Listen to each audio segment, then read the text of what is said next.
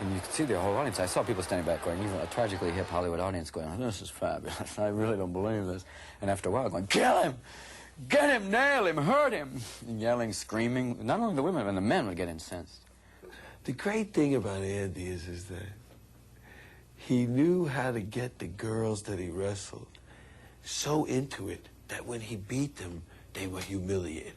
How can an airhead learn the holds, the strategy which was required in the wrestling match? Andy's dream, his dream when he was a kid, was to be a famous wrestler, a famous big-time wrestler. God, man, woman, dog. I wanted to beat the shit out of him. I didn't know that it would go as far as it did. When he started wearing the belt, the intergender championship belt, that's when we knew things were going off.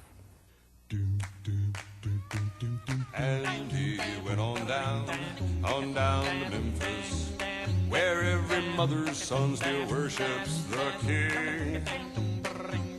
Old-fashioned values still mean something in the South, and every Peckerwood still runs off at the mouth. And he went to climb into the ring. Into the ring. Okay, now just be quiet! I will pay $1,000 to any woman that will beat me in this ring. I will not only do that, I will shave my head completely bald if I am beaten here.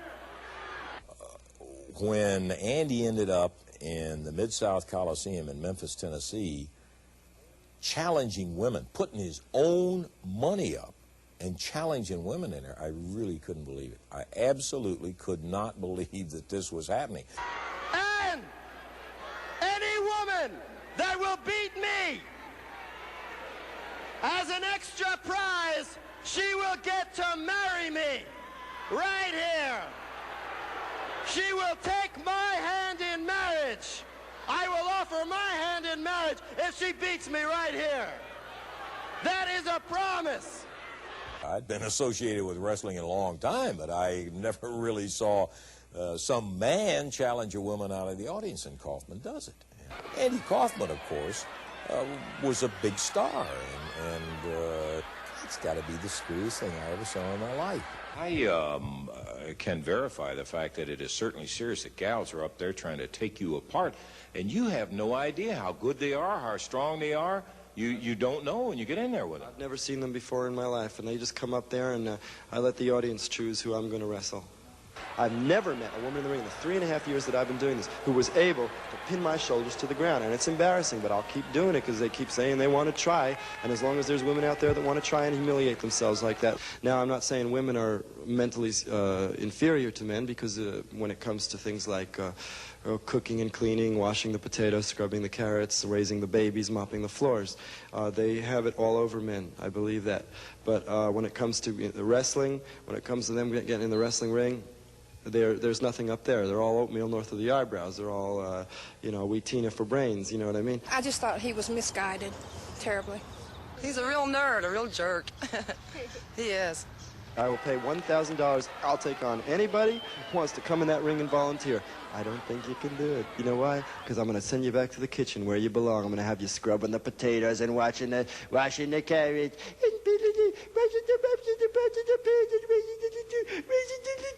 Because that's where you belong, ladies.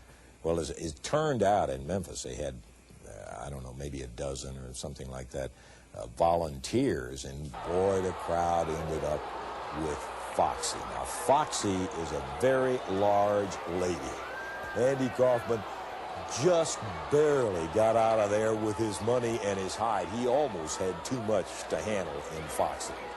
At the beginning of that, if you look at it closely, you could see she was even taking advice from the great Jerry Lawler. Even the great Jerry Lawler, with his advice, she still couldn't do it. Quite frankly, I told Eddie Marlin that I thought that in a week's time, I could get with this girl and teach her a few maneuvers where she could actually beat Kaufman. Now, I met with Foxy a couple times during the week. Andy added an extra stipulation to the second match. He said not only did if she could beat him, not only did she get the $1,000, but Andy would marry her. I got an idea, Mr. Andy Kaufman, before you raise your hand now. Jerry Lawler making comments.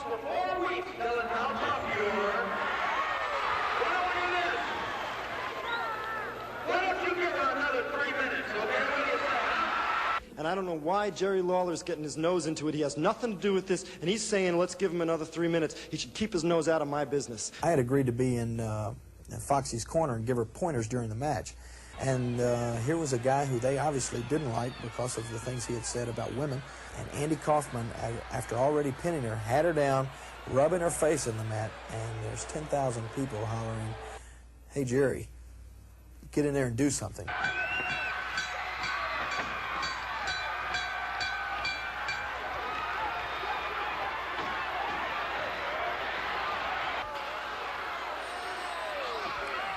Minutes, 35 seconds. The winner and still the intergender champion in 8 minutes, 35 seconds, Andy Kaufman.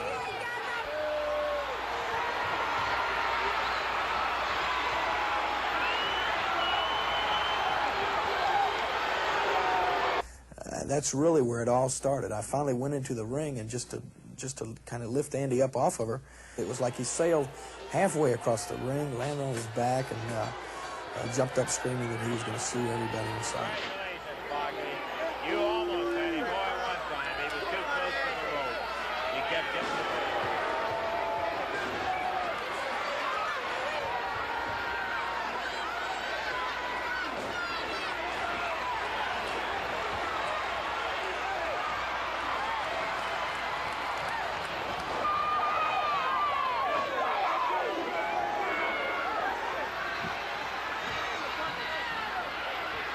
Once again, the time, ladies and gentlemen, 8 minutes, 35 seconds.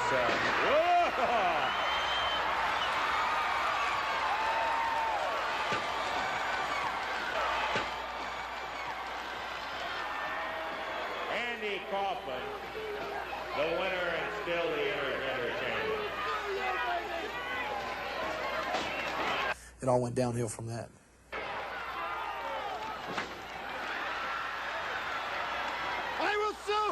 Lawler, I will sue you. You don't touch me. I am from Hollywood. I'll get Hollywood against you, baby. I'll sue you, baby. Lawler, I don't wrestle men. You don't touch me, baby. I'll sue you or everything you've got. You won't have anything left when I'm through with you.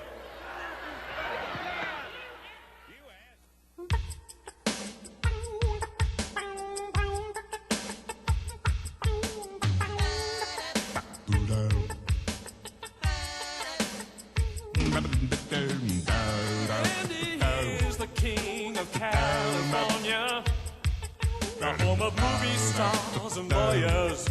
It's the capital of sin.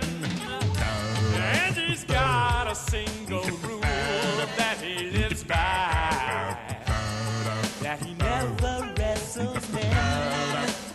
No, Andy never wrestles men.